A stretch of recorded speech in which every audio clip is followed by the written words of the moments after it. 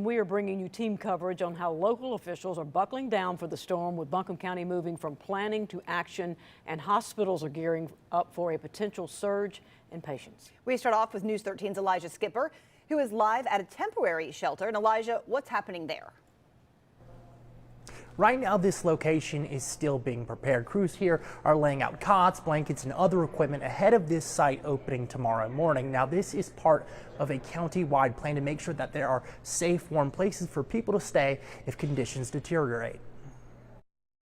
It makes me feel grateful to be a part of a community that really shows up when our local residents and our community needs it. As the winter storm approaches, that sense of community is turning into action.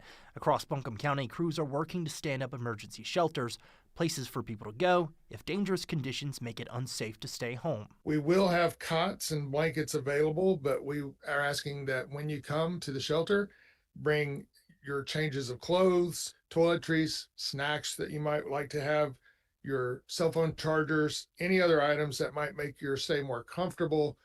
Bring those with you. Buncombe County says 3 temporary shelters will open Saturday morning at 9 a.m. in Swannanoa, Northwest Buncombe County, and South Buncombe County. Each location will have generators, meals, and the ability to expand if needed. A considerable effort. We are making sure that each of these sites will be running on a generator and fully operational throughout the time period it's open. And but unfortunately, I do need to alert you that we cannot allow pets, household pets. That limitation is why county leaders are also pointing some residents to another option.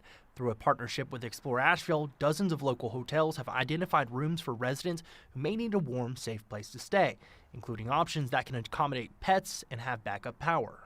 This is where our visitor infrastructure becomes community infrastructure in times of need.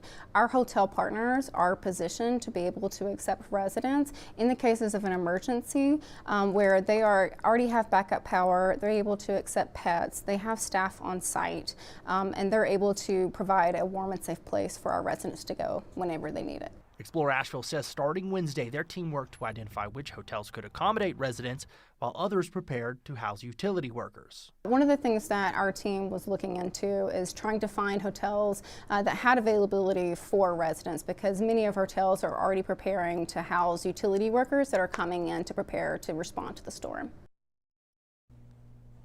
The full list of hotel options, locations of these shelters, and additional resources, including in neighboring counties, are available on our website, WLOS.com.